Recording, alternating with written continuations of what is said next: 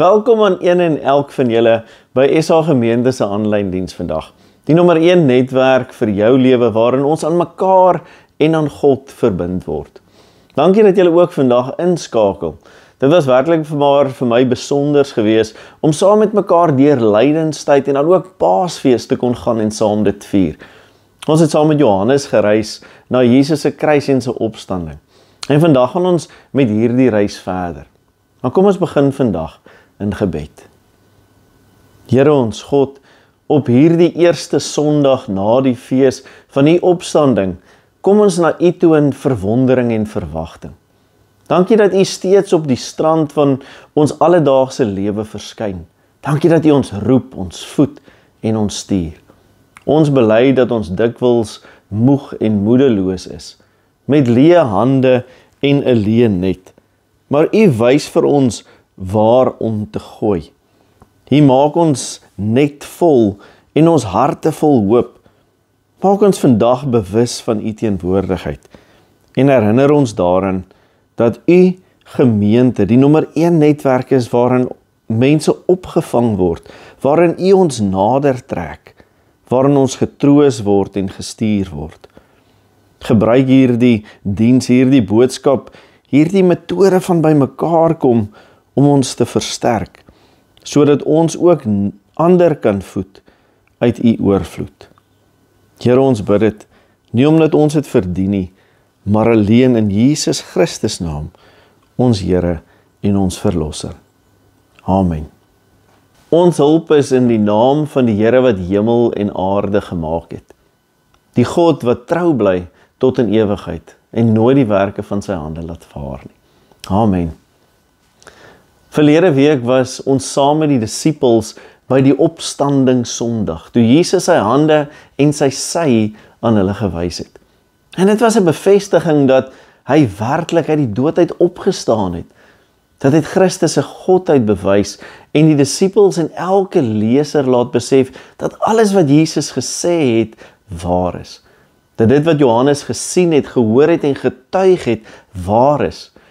En daarom het Johannes gesê, ek het gesien en geglo. En selfs die ongelowige Thomas geantwoord, my Here en my God. Dit is 'n hoogtepunt van Johannes se evangelie. Johannes het hierdie betroubare getuienis geskryf, sodat jy en ek tot dieselfde gevolgtrekking kan kom en dieselfde geloof kan bely. Die verhaal word dan afgesluit met die laaste woorde van Johannes in hoofstuk 20 vers 30 tot 31. Jesus het nog baie ander tekens in die teenwoordigheid van sy disippels gedoen, wat nie in hierdie boek opgeteken is nie. Maar hierdie is opgeteken, sodat julle kan glo dat Jesus die Christus is, die Seun van God, en dat julle deur te glo die lewe kan hê in sy naam. Ons sou maklik kon sê, the end, want dis 'n afgeronde einde, en dis asof ons by ons bestemming aangekom het, en die verhaal voltooi is eindpunt en klaar. Maar dan is daar hoofstuk 21. Die afsluiting van hoofstuk 20 is so duidelik dat mense wil vra, maar hoekom nog 'n hoofstuk? Geleerdes het al gespekuleer oor wie hoofstuk 21 geskryf het en hoe dit deel is van Johannes. Tog sluit elke Griekse manuskrip hoofstuk 21 in. Dus is dit al reeds van die vroegste tye af deel van Johannes se evangelie. Maar hoe pas dit in? Die antwoord is dat Johannes 21 'n epiloog bied, wat die proloog van Johannes 1 in balans bring en al die los draadjies bymekaar vasmaak, om die disippels en die kerk rigting te gee vir die toekoms. Johannes se proloog verbind die goeie nuus aan die begin van die skepping en aan God se ewigheid, en sy epiloog wys vorentoe na die voortdurende werk van Jesus deur die kerk. God wat in die begin alles gemaak het in ruimte en tyd ingetree, gelei, gesterf, opgestaan, sy volk se sondes verlos, sy gees gegee en sy volgelinge gestuur na die wêreld waar hulle leef, afhanklik van sy genade, Jesus se verlossing en die krag van die gees. Alle goeie stories eindig eintlik op hierdie manier. Die klimaks van Lord of the Ring is die terugkeer van die ring na die vuurkuil en die troonbestuiging van Aragorn. Maar J.R. Tolkien se epiloog bring die nodige bevrediging deur na die karakter se lewens te wys na hierdie hoogtepunt. So ook in C.S. Lewis se Narnia. Nadat Aslan die dooies opgewek het en die laaste oordeel voltrek is, reis ons saam met die karakters verder op en verder in, sodat ons 'n kykie kry in die toekoms van hulle. Johannes bied 'n soortgelyke slot in die evangelie. God se goeie nuus kulmineer in die dood van die dood deur Christus se opstanding. En nou leef ons die gevolge van Jesus se oorwinning uit. En Johannes 21 begin daardie proses. Kom ons gaan lees dan nou saam uit Johannes 21 vanaf verse 1 tot 14. Daarna het Jesus weer aan sy disippels verskyn by die see van Tiberias. Dit het so gebeur. Simon Petrus en Thomas, wat ook Didimus genoem is, Nathanael van Kana in Galilea, die seun van Zebedeus, en nog 2 ander disippels was daar saam. Simon Petrus sê toe vir hulle, ek gaan vis vang. Ons gaan ook saam met jou, sê hulle vir hom. Hulle het gegaan en die skuit geklim, maar daardie nag het hulle niks gevang nie. Toe dit al lig was, het Jesus daar op die strand gestaan, maar die disippels het nie geweet dat dit hy is nie. Jesus vra toe vir hulle, mense, het julle nie iets gevang om te eet nie? Nee, antwoord hulle hom. Hy sê toe vir hulle, gooi die net aan die regterkant van die skuit uit, dan sal julle iets kry. Hulle het die net toe daar uitgegooi en vanweer die groot klomp vis kon hulle hom nie weer intrek nie. Die disipel vir wie Jesus baie lief was, sê toe vir Petrus, dit is die Here. Toe Simon Petrus hoor dat dit die Here is, het hy sy hemp aangetrek, want sy bolui was kaal, en in die water gespring. Hy was nie ver van die land af nie, net omtrent 100 tree. Die ander disipels het met die skuitjie gekom en die net met die visse gesleep. Toe hulle aan land kom, sien hulle 'n vuur brand en 'n stuk vis daarop lê. Daar was brood ook. Jesus sê toe vir hulle, bring van die vis wat julle nou gevang het. Simon Petrus het toe in die skuit geklim en die net op die land getrek.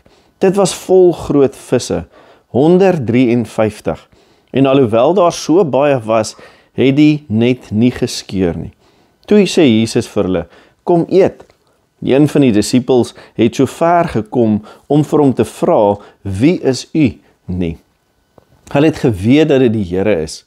Jesus kom toe, neem die brood en gee dit vir hulle, en net so ook die vis.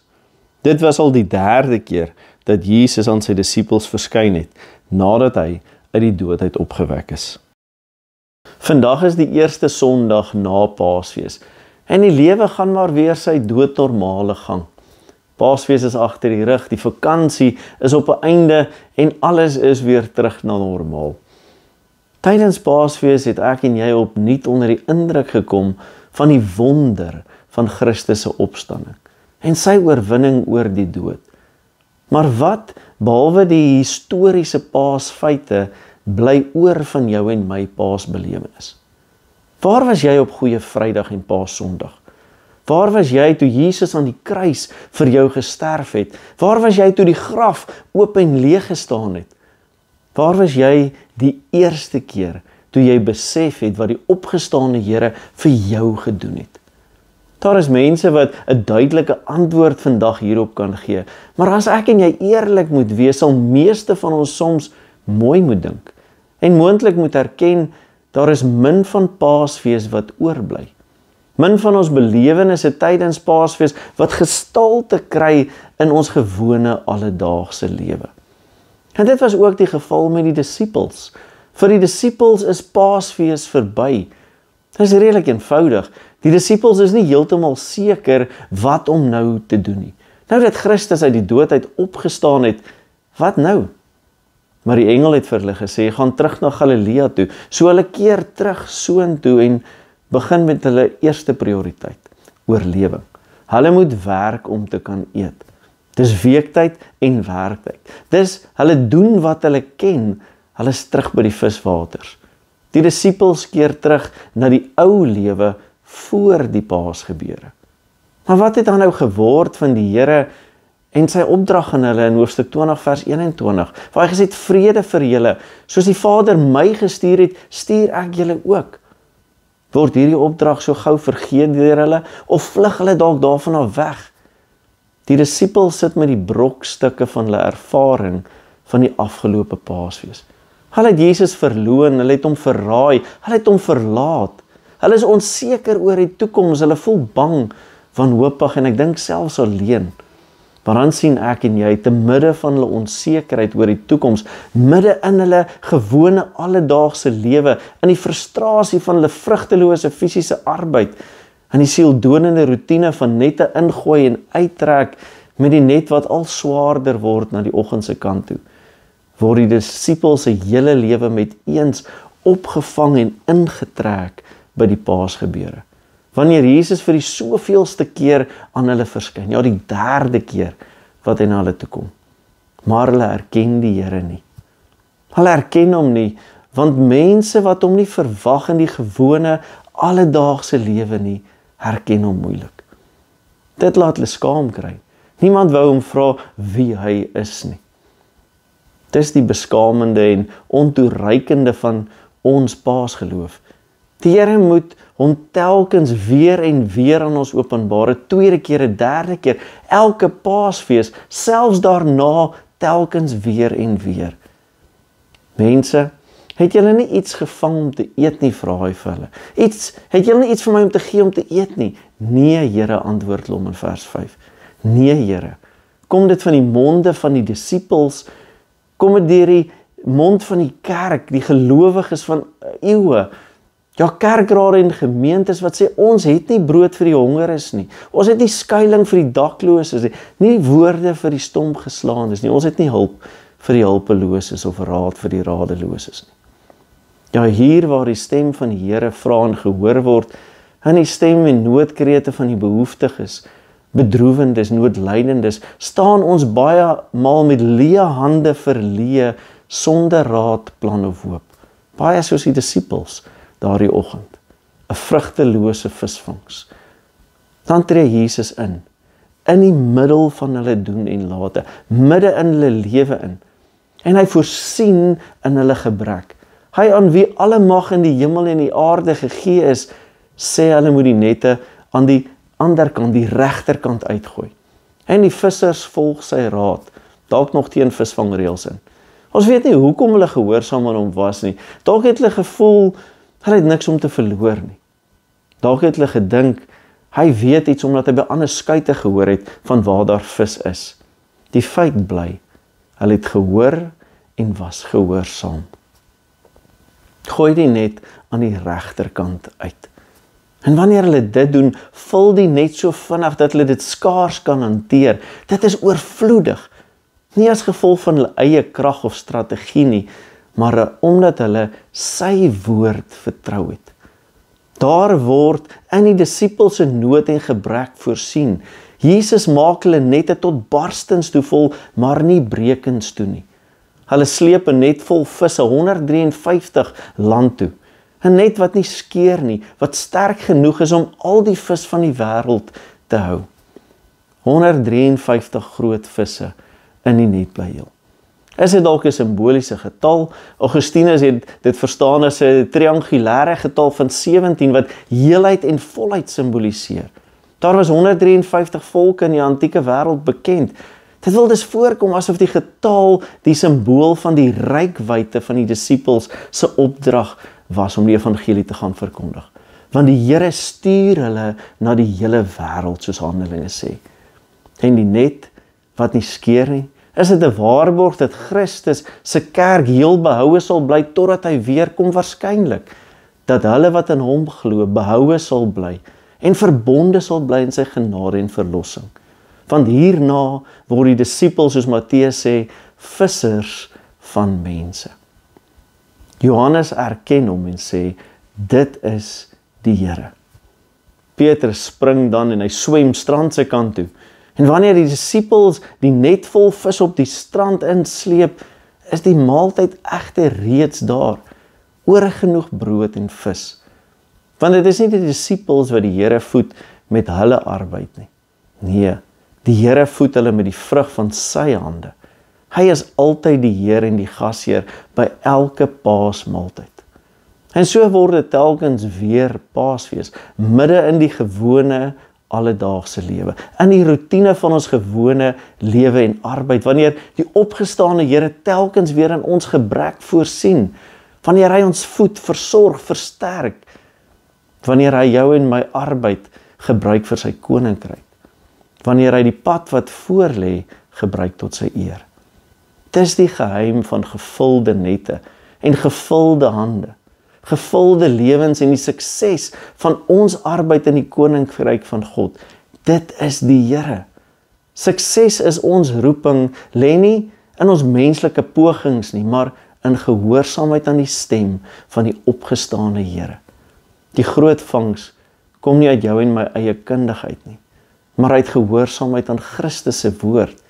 Dis die Here wat op wonderbaarlike wyse vir ons voorsien, wanneer ons verleë met leë hande staan, wanneer ons raad op, moedeloos en verlore is. Ons leef so dikwels in die wanpersepsie dat ons vir onsself kan sorg, dat ons in eie krag die Here se opdrag kan uitvoer. Johannes maak dit duidelik. As die Here nie voorsien nie, is ons tot niks in staat nie. As die Here die huis nie bou nie, soos Psalm sê, bou die arbeiders daaraan te vergeefs. Tog kom die opdrag dan steeds, bring van die vis wat julle nou net gevang het. Hoekom? Daar is mos genoeg op die kole reeds. Waarom ons vis by sy vis insluit, hier waar hy tog alles gee? Omdat dit juis is wat die gemeente van die Here moet doen. Ons moet die visse, die vrug en die seën wat hy op ons arbeid gee, by sy gawe, sy verlossingswerk insluit. Die Here gee alles. Alles wat ons het en wat ons is, kom van hom af. Martin Luther sê, wat ons aan God gee, slegs wat ons reeds van hom ontvang het. Hy gee alles en vra dan terug wat aan hom behoort. Jesus sê dis vir jou en my, bring dit wat jy met jou werk bereik het na die tafel toe, na die maaltyd wat reeds voorberei is, waar hy reeds voorsien het. Aanvaar en vier saam die seën wat hy vir jou aan die kruis bewerk het.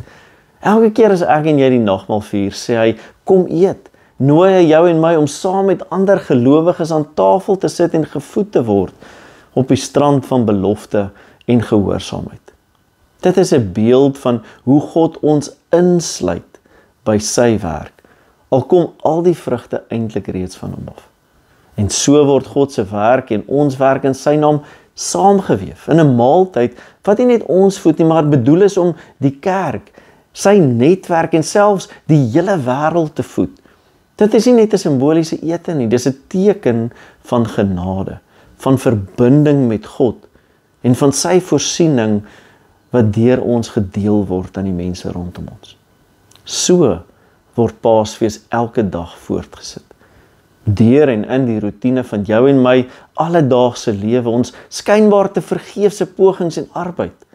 Paasfees eindig dus nie op die Sondag na Goeie Vrydag nie. Nee, die opstanding is meer as 'n gebeurtenis. Dit is 'n persoon, dit is Jesus Christus. Paasfees se boodskap leef voort.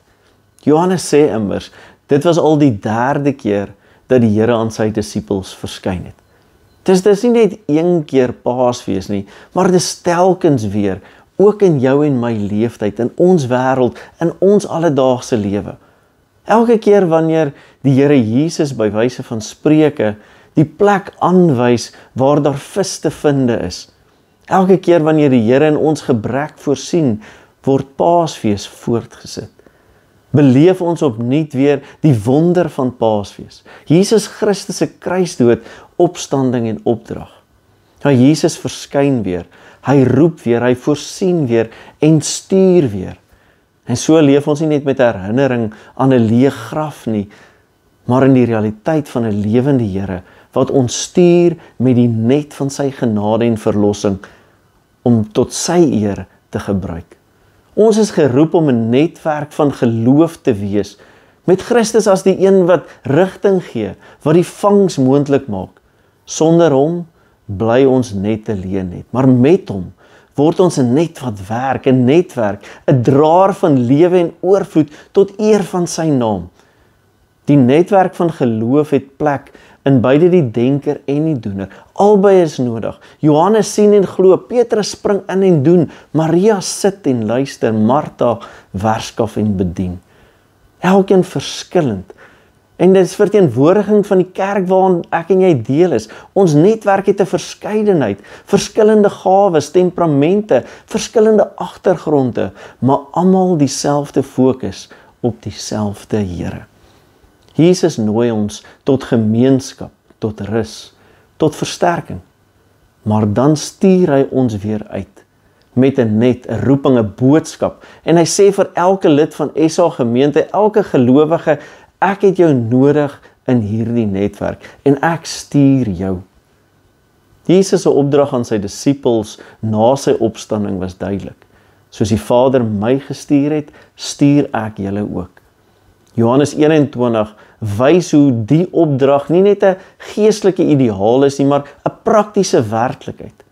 In die daaglikse roetine, die alledaagse werk, roep Jesus ons om te gaan gehoorsaam wees, om mense te vang in sy liefde en vergifnis.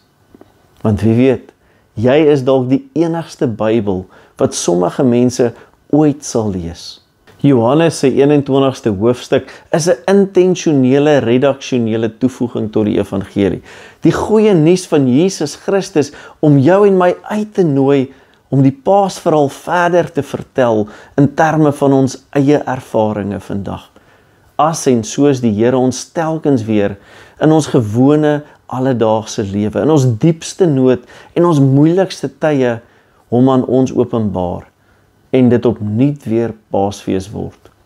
So God stuur jou om in gehoorsaamheid sy net uit te gooi, om sy netwerk uit te brei, om jou te verbind tot sy koninkryk, om jou netwerk aan hom te verbind, om Johannes 22 vir jou lewe te skryf. Amen. Here Jesus, U wat op die strand gewag het, wat vis voorberei het en ons genooi het om saam te eet. Dankie dat U ons roep. Dankie dat U ons werk insluit by U werk en dat U ons stuur met die brood in die hand. Gee dat ons as gemeente 'n betroubare netwerk sal wees, 'n net wat werk tot U eer, waar mense hoop en sin en liefde kan vind. Laat elke dag 'n voortsetting wees van Paasfees, waar ons gevoed deur U ander voed in U naam.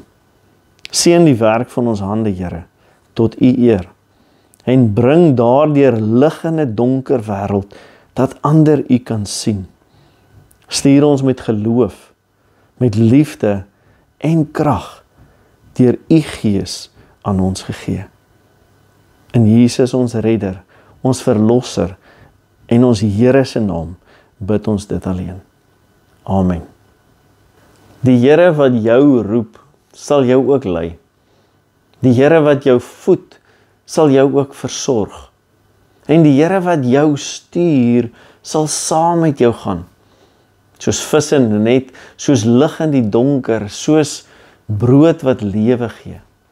Ontvang dan nou die seën van die Here en gaan in vrede.